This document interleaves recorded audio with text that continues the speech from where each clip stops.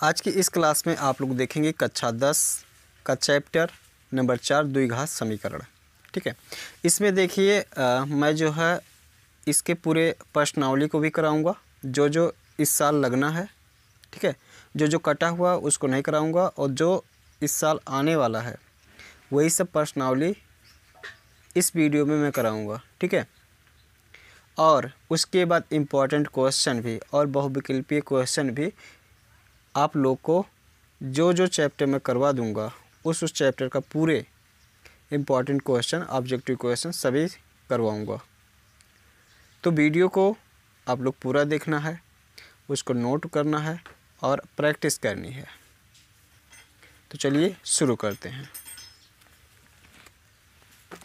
देखिए, द्विघात समीकरण का यहाँ पर सबसे पहले इसके बारे में थोड़ा सा समझ लेते हैं। द्विघात समीकरण, बात हो रही है द्विघात समीकरण की।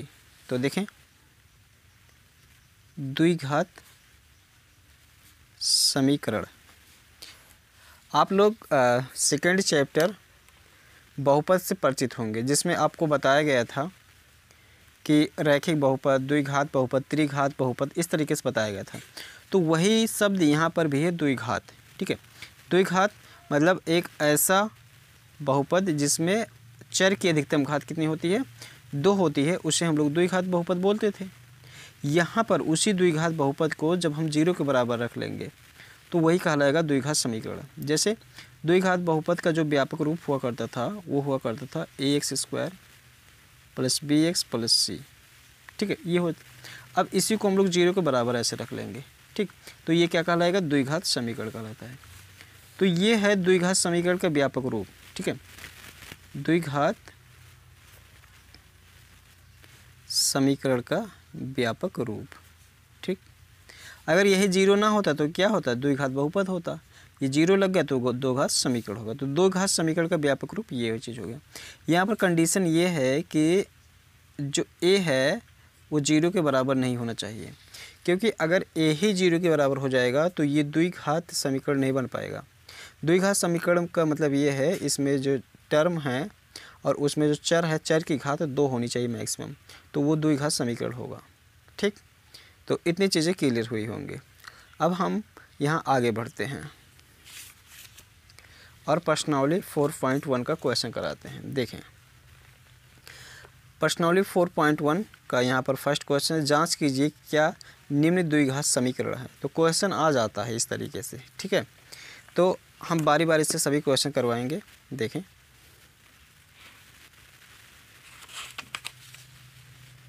प्रश्नावली 4.1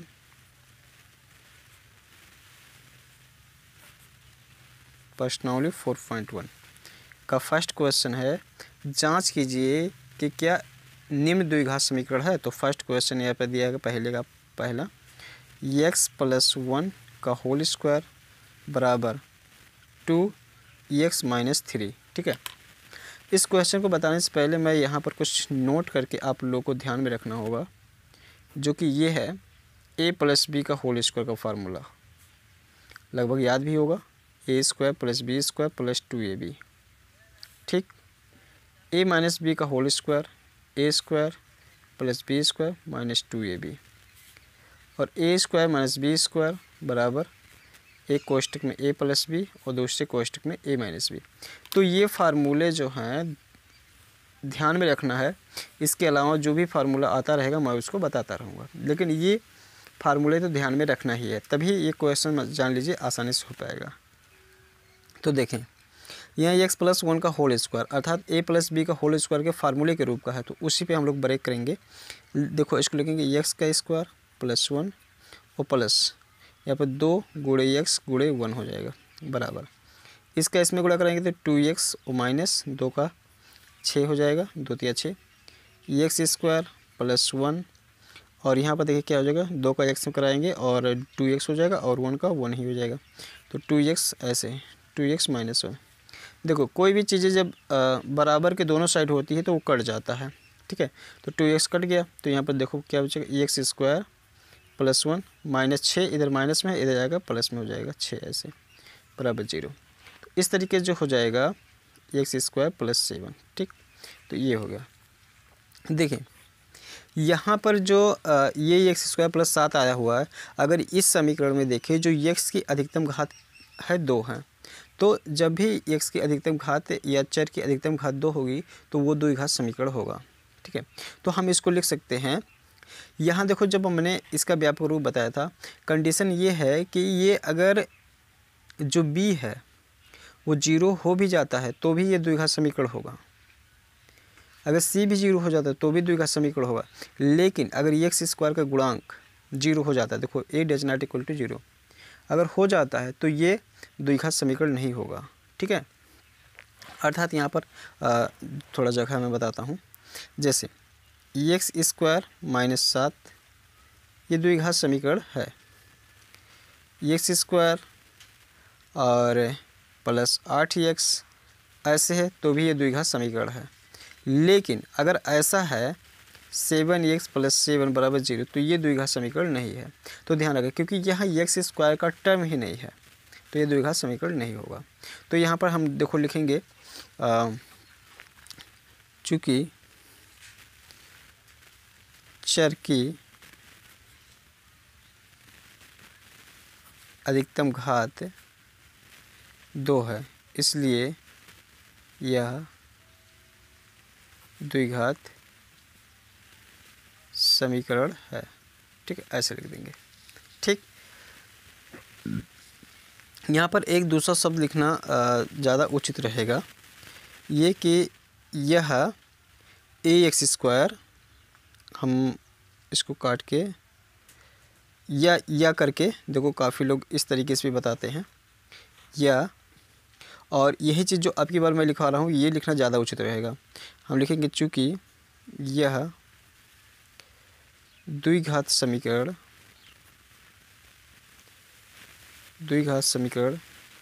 ax square plus bx plus c बराबर 0 के रूप का है, इसलिए यह द्विघात समीकरण है। ठीक, ऐसे लिख देंगे। ये हो गया। इसके बाद देखो, तो आप लोग क्या होगा परीक्षा में यही लाइन लिखना। ठीक है, दूसरा नंबर देखो,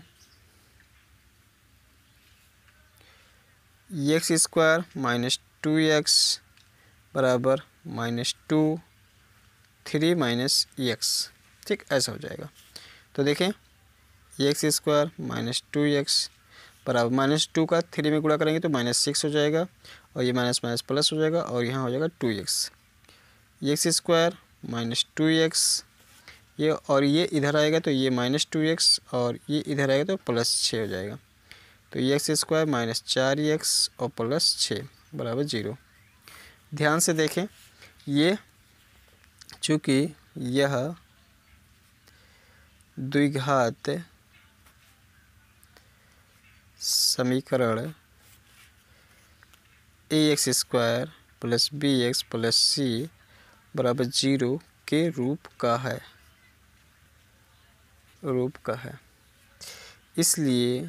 इसलिए यह द्विघात समीकरण है। ऐसे लिख देंगे। ठीक है, फिर अगला देखो, तीसरा नंबर दिया हुआ है x माइनस 2 और x प्लस 1 बराबर x माइनस 1 x प्लस 3। ठीक है, ये हो गया।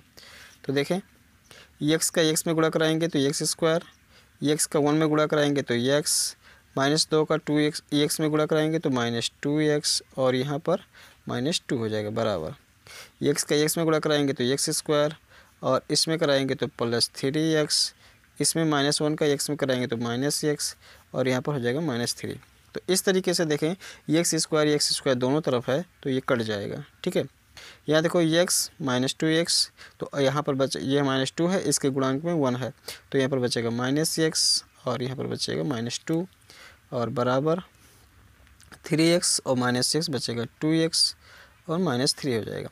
इसको इधर ले आते हैं तो देखो -x और -2x, -2 तो ऐसे है, और ये 3 हो जाएगा प्लस ऐसे।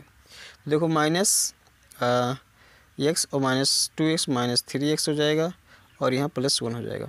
यहाँ ध्यान देंगे जो एक्स स्क्वायर का टर्म है ही नहीं ना, तो यहाँ पर हम लिख देंगे यह, चूँकि यह द्विघात समीकरण के व्यापक रूप ax² + bx + c = 0 के रूप का नहीं है, ठीक है, नहीं है। इसलिए यह द्विघात समीकरण नहीं है, ठीक है, इसलिए द्विघात समीकरण नहीं है। तो इस तरीके से इसको करना था। अगला क्वेश्चन, तीसरा नंबर ये हो गया, और फिर चौथा नंबर देखते हैं।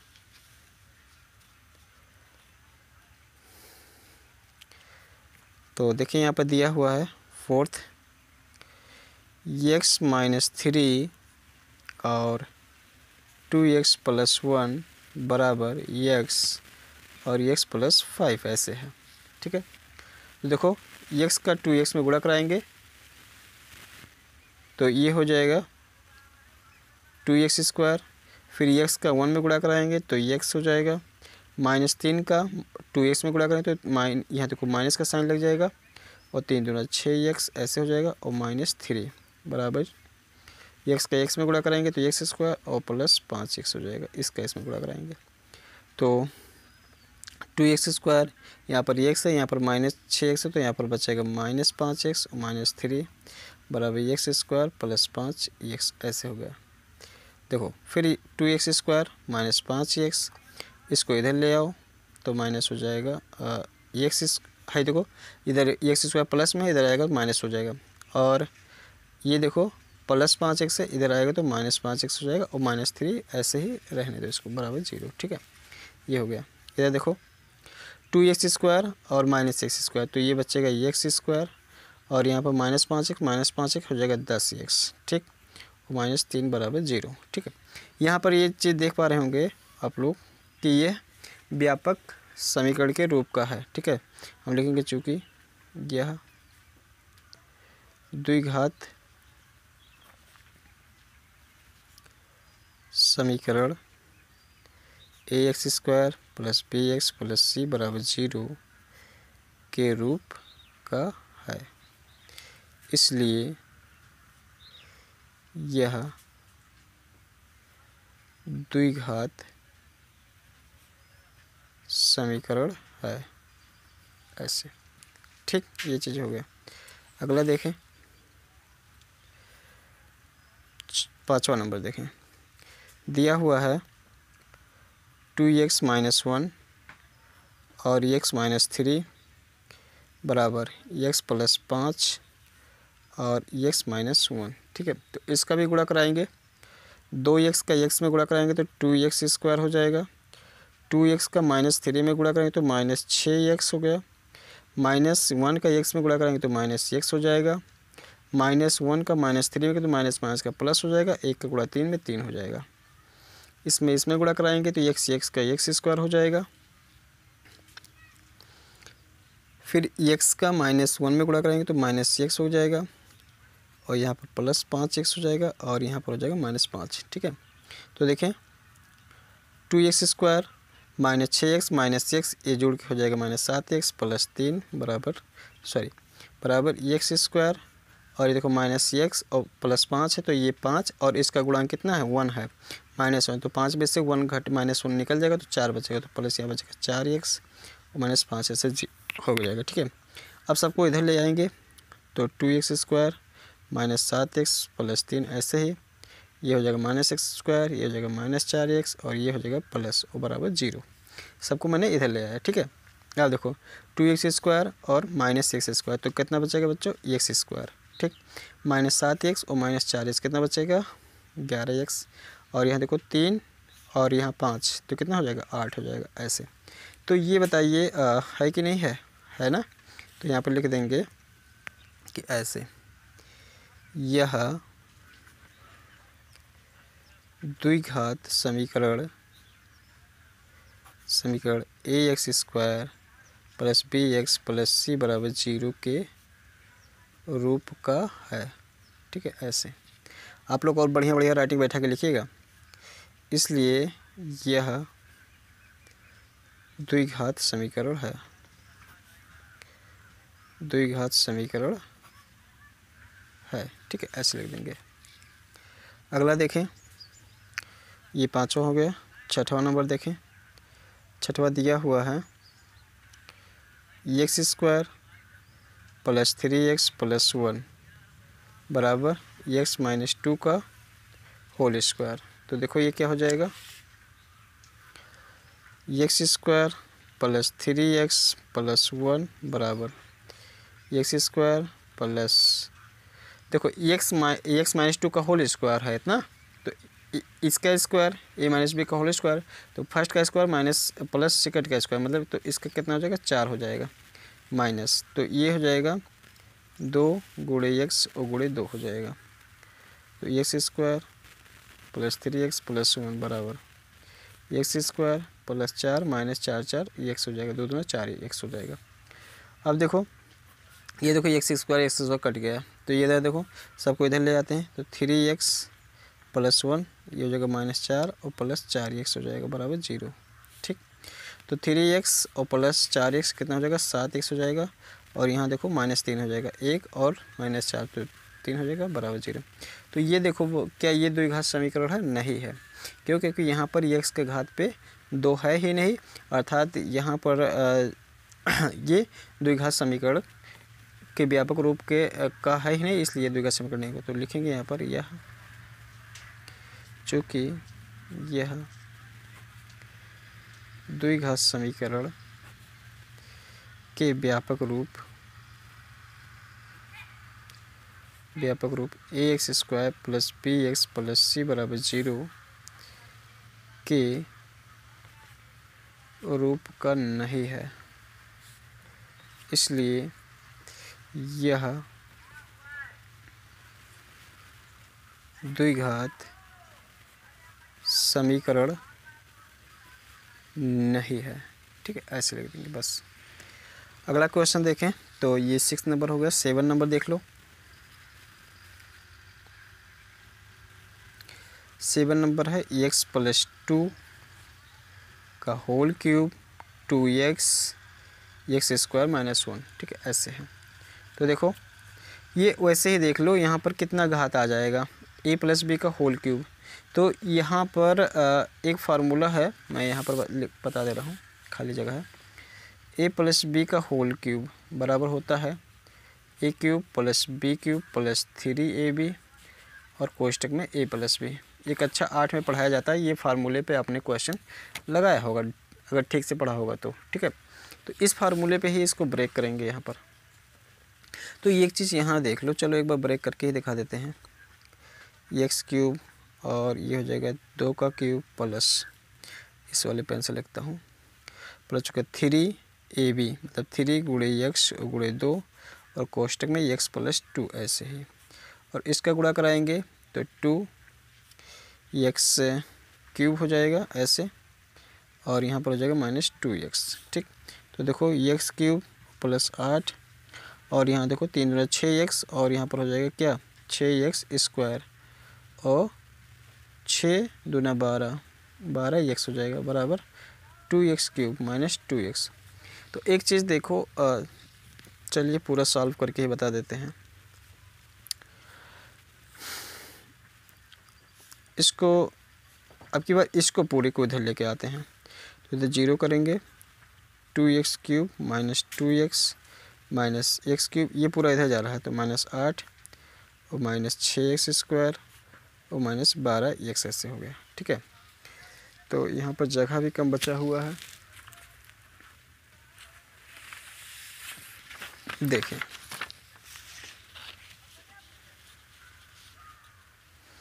तो इधर 0 बचा हुआ है, 0 इधर रखेंगे। इधर देखो 2x क्यूब और माइनस एक्स क्यूब, कितना बचेगा बच्चा, एक्स क्यूब बचेगा ना ऐसे।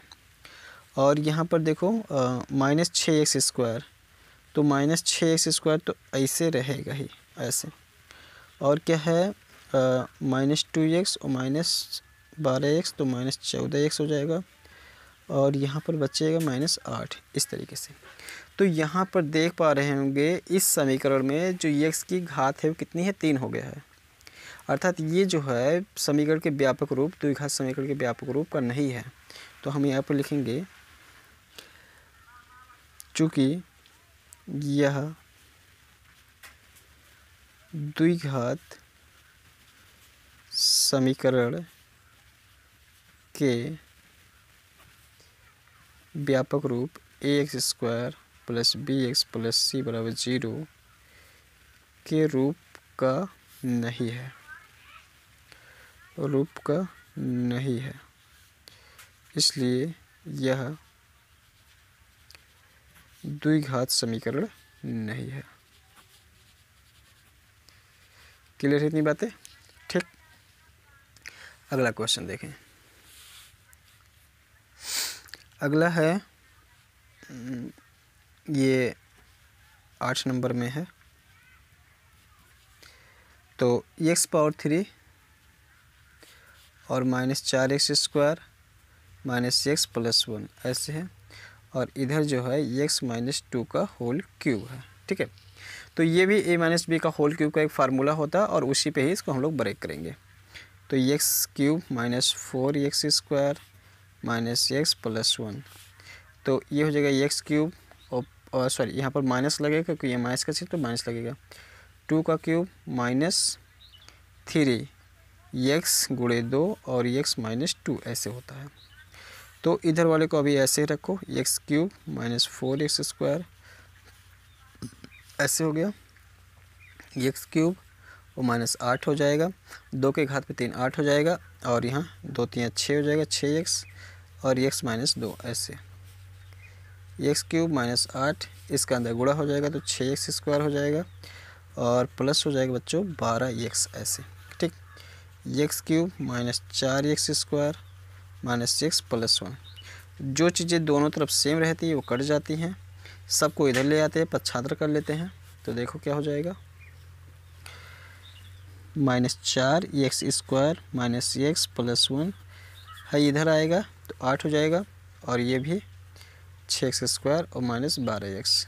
ठीक है, देखें तो -4x² और 6x², 6 है 4 है, क्या बचेगा बच्चों 2x², -x -12x तो माइनस दोनों, तो 13x हो जाएगा माइनस, और ये 1 और यहाँ पर 9 हो जाएगा।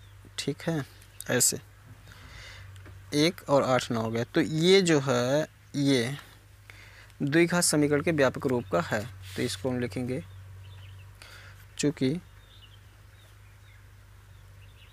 यह द्विघात समीकरण के व्यापक रूप ax² + bx + c = 0 के रूप का है, इसलिए यह द्विघात समीकरण है। ठीक है, तो ऐसा सॉल्व करने पर भी द्विघात समीकरण आ सकता है। ठीक, तो उम्मीद करता हूँ कि अभी तक मेरे द्वारा बताया हुआ इतना क्वेश्चन आपको समझ में आया होगा। अब सेकंड क्वेश्चन इसमें से मैं करवाता हूँ, देखें ये है, लिखा हुआ है निम्न स्थितियों को द्विघात समीकरणों के रूप में निरूपित कीजिए। पहला है, एक आयताकार भूखंड का क्षेत्रफल 528 मीटर स्क्वायर, क्षेत्र की लंबाई, तो आपके पास ये बुक होगा, आप इसमें बुक को देख के क्वेश्चन देखेंगे और हमारे द्वारा बताए हुए सॉल्यूशन को भी देखेंगे। ठीक है, और एक चीज़ और, आपसे अगर आपके पास बुक नहीं है तो आप यही क्वेश्चन नोट करके फिर उसके प्रैक्टिस करेंगे। तो चलिए शुरू करते हैं, यहाँ पर देखते हैं। देखिए यहाँ दूसरे का क्वेश्चन दिया गया है, फर्स्ट वाला दिया गया है, एक आयताकार भूखंड का क्षेत्रफल, तो एक आयताकार ऐसे है, आयताकार भूखंड है। ठीक है, ऐसे कह रहा है क्षेत्र की लंबाई मीटरों में चौड़ाई के दोगुने से 1 अधिक है, हमें भूखंड की लंबाई और चौड़ाई ज्ञात कीजिए। तो दिया है भूखंड का क्षेत्रफल, भूखंड का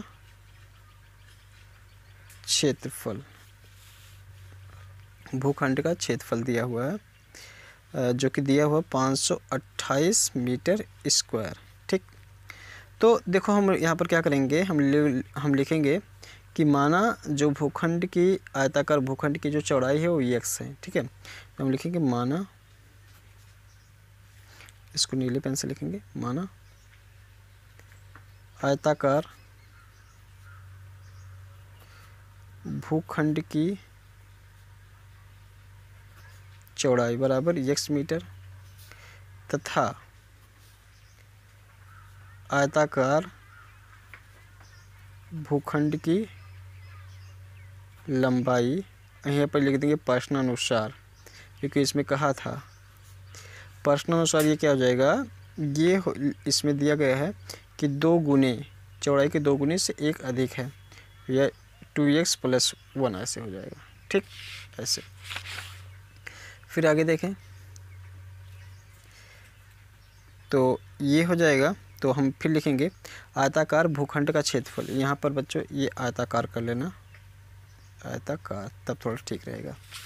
तो लिखेंगे यहाँ पर आयताकार भूखंड का क्षेत्रफल, अतः आयताकार भूखंड का क्षेत्रफल क्या हो जाएगा, लंबाई और गुणे चौड़ाई होता है। तो लंबाई देखो 2x + 1 और चौड़ाई क्या है, x हो गया। ठीक है, और यहाँ दिया हुआ था 528। ठीक है, सॉल्व कर लो, 2x का x में गुणा होगा तो 2x² हो जाएगा और प्लस x हो जाएगा। तो 528 ऐसे है, 2x² + x है, इसको इधर लेके चले जाओ तो -528 हो जाएगा बराबर 0। तो इस तरीके से ही हमको लिखना था, सॉल्व नहीं करना है, ऐसे ही लिखना है कि द्विघात समीकरण के रूप में लिख दीजिए, तो ये हो जाएगा। ठीक, कोई चीज़ें अगर चीज़ें ना समझ में आए तो उसको वीडियो को आप रोक करके फिर दोबारा उसको देखें, आपको गारंटी समझ में आएगी। इसके बाद भी अगर नहीं समझ में आता है तो आप कमेंट बॉक्स में अपने कमेंट लिखें, बताएं कि ये सर क्वेश्चन ये हमको नहीं समझ में आया है, या कोई क्वेश्चन मेरे द्वारा बताया गया वो गलत हो जाता है तो उसको भी आप कमेंट बॉक्स में बता सकते हैं कि सर ये चीज़ें आपने गलत करवाया है, हम उसको सुधार करेंगे।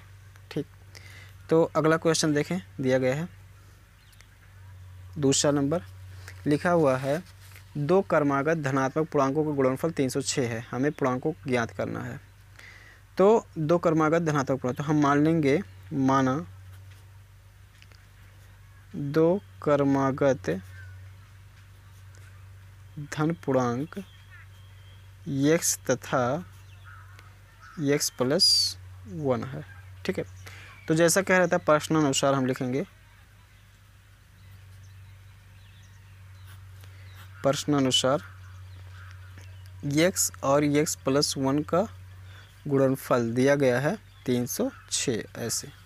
ठीक, तो इसका गुणा कराएंगे तो x² + x बराबर 306 हो जाएगा, और इसको मैं यहीं पर आगे लिख दे रहा हूँ, तो x² + x और -306 बराबर 0। तो ये हो जाएगा उत्तर। ठीक है, यही आंसर हो जाएगा इस तरीके से।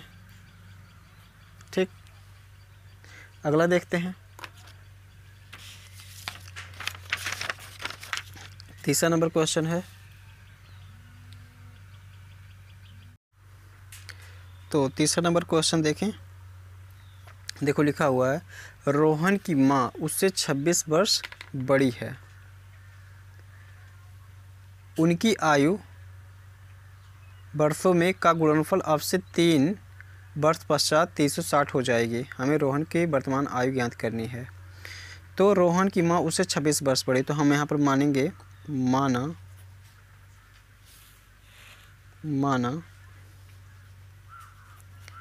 रोहन की वर्तमान आयु x वर्ष। ठीक, तब रोहन की माँ की वर्तमान आयु क्या है, तब तथा लिखेंगे रोहन के माँ की वर्तमान आयु कह रहा है 26 वर्ष बड़ी है, तो 26 हम लोग जोड़ देंगे इसी में, ये हो जाएगा इसकी आयु। फिर ये हमसे कह रहा है प्रश्नानुसार लिखेंगे, प्रश्नानुसार उनकी आयु का गुणनफल अब से 3 वर्ष पश्चात। तो हम लिखेंगे रोहन की आयु 3 वर्ष पश्चात कितना हो जाएगी। रोहन की अभी x वर्ष का है तो 3 वर्ष के बाद कितना हो जाएगा, 3 साल जुड़ जाएगा, ऐसे हो जाएगा। ठीक है, इतना हो जाएगा। उसके बाद अच्छा, रोहन की आयु अगर 3 वर्ष बाद इतना हो जाएगा तो उसकी माँ की भी आयु तो बढ़ेगी। तो हम यहाँ पे लिखेंगे तथा रोहन के माँ की आयु 3 वर्ष पश्चात कितनी हो जाएगी। रोहन की माँ की आयु अभी इतनी है तो 3 वर्ष पश्चात इसमें जुड़ जाएगा, ऐसे हो जाएगा। अर्थात x + 29 हो जाएगा वर्ष, ऐसे। ठीक है, ये हो जाएगा। फिर देखें, अब प्रश्नानुसार जैसे कह रहा है वैसे करना पड़ेगा। प्रश्नानुसार देखें, दिया हुआ है, कह रहा है कि उनकी आयु का गुणनफल अब से 3। तो इनकी आयु मतलब x + 3 और x + 29 का गुणा होके 360 हो जाएगी, ऐसा दिया हुआ है। तो इसको सॉल्व कर लेते हैं। x का x में गुणा करेंगे x² और x का 29 में गुणा करेंगे तो ये 29x हो जाएगा और यहाँ पर हो जाएगा 3x और प्लस 9 × 27 और हो जाएगा 3 × 6, 6 × 2 8 हो जाएगा बराबर 360। x² + 29x। अच्छा देखो, 29 और 3 जोड़ेंगे तो ये कितना हो जाएगा, 9 × 3 = 32x हो जाएगा, 32x। और यहाँ पर 87 और -360 हो जाएगा बराबर 0। तो x² + 32x और यहाँ पर हो जाएगा 3 और यहाँ पर बचेगा इसको ऊपर और यहाँ पर 8 × 7 = 15, 273। ठीक है, तो ये द्विघात समीकरण हो जाएगा और इसी पे ही हम लोग छोड़ देंगे क्योंकि यही चीज़ कह रहा था, सॉल्व करने के लिए अभी नहीं कह रहा है इस क्वेश्चन में। ठीक है, तो अगला देखते हैं, चौथा नंबर है लिखा हुआ, एक रेलगाड़ी 480 किलोमीटर की दूरी समान चाल से तय करती है। यदि इसकी चाल 8 किलोमीटर प्रति घंटा कम होती तो वह उसी दूरी को तय करने में 3 घंटे अधिक लेती। हमें रेलगाड़ी की चाल ज्ञात करनी है। तो यहाँ पर देखें, एक रेलगाड़ी 480 किलोमीटर की दूरी समान चाल से चलती है। तो हम मानेंगे यहाँ पर जब समान चाल से चल रही है तो माना रेलगाड़ी की चाल बराबर x किलोमीटर प्रति घंटा। ठीक, ऐसे कर लिया। अब फिर देखो कह रहा है कि प्रथम स्थिति में हमें आपसे लिखेंगे, प्रथम स्थिति में एक चीज़ हमें पता है कि समय बराबर क्या होता है, दूरी बटे चाल होता है। तो प्रथम स्थिति में जो समय लगेगा इसमें दिया गया है t1 बराबर, दूरी जो दिया गया है वो 480 ही है किलोमीटर और चाल x किलोमीटर प्रति घंटा, तो x किलोमीटर प्रति घंटा ऐसे हो जाएगा। तो ये कट जाएगा तो 480 बटे x 8 बच जाएगा। तो t1 मतलब इतना पहले समय लग रहा है। ठीक है, कह रहा है कि अगर चाल को घटा दिया जाए, क्या कर दिया बच्चों, चाल को घटा दिया जाए। जैसे ये अभी मान लो 80 किलोमीटर प्रति घंटा के हिसाब से चल रहा है तो 20 किलोमीटर अगर हम घटा देते हैं, ठीक है, ये कम कर देते हैं स्पीड, 60 किलोमीटर प्रति घंटा कर देते तो समय तो ज़्यादा लगेगा ना। तो यहाँ पर देखो कह रहा है, हम लिखेंगे द्वितीय स्थिति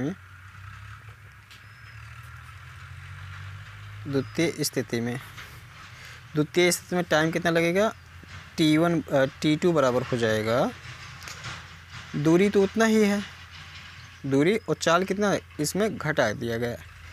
कितना घटा दिया भाई, 8 किलोमीटर, हाँ 8 किलोमीटर घटा दिया गया। ठीक, तो अब जो समय लग रहा है वो 3 घंटा ज़्यादा लग रहा है। ठीक है, पहले वाले समय से, पहले जो समय लग रहा था उससे अब 3 घंटा ज़्यादा लग रहा है। तो हम क्या करेंगे, हम दूसरे वाले समय से पहले वाले समय को घटा देंगे तो T2 माइनस T1 बराबर 3 ये दिया हुआ है। मतलब इन दोनों के समय का जो अंतर है वो 3 है। तो अब देखो T2 480 बटे x माइनस 8 और माइनस T1 480 और बटे x हो जाएगा बराबर 3 ऐसे। अब इसको सॉल्व करना होगा तो मैं इधर सॉल्व करता हूँ क्योंकि अभी इधर मैं थोड़ा करा दूँगा। तो इधर देखो x माइनस 8 और x का एलसीएम जो होगा वो x माइनस 8 और x ये हो जाएगा ऐसे, ठीक। तो 480 x हो गया माइनस 480 गुणा में होगा x माइनस 8 बराबर 3 ऐसे हो जाएगा, ठीक।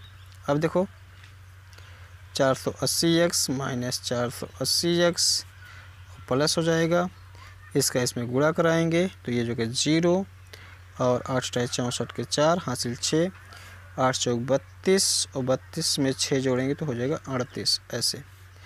और ये यहाँ पर रहेगा x माइनस 8 और x ऐसे ही रहेगा, यहाँ पर 3 हो जाएगा, ठीक। तो इतनी चीज़ें आपको समझ में आ रही होंगी। अब इसको मैं जो है सॉल्व करवाता हूँ, यहीं पर सॉल्व करवा देता है, यहाँ पर जगह है तो ऐसे देखें। यहाँ पर ध्यान दो,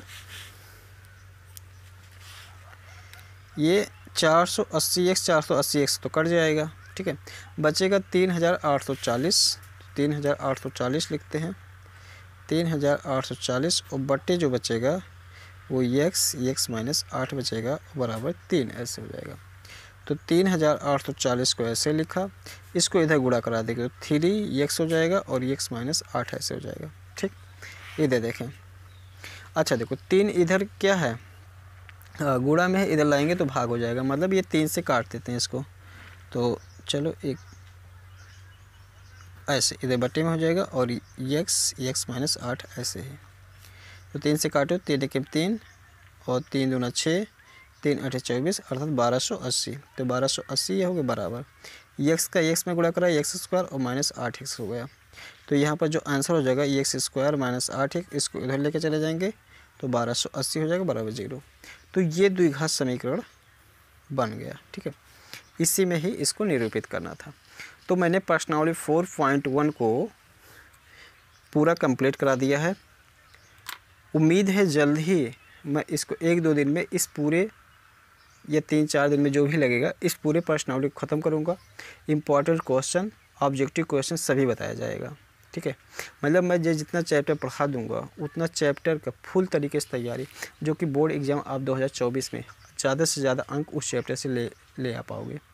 तो अगर वीडियो पे नए हैं तो वीडियो को लाइक और चैनल को सब्सक्राइब करके ज़रूर रखिएगा। मिलेंगे दूसरे वीडियो में, तब तक आपको वीडियो देखने के लिए बहुत बहुत धन्यवाद।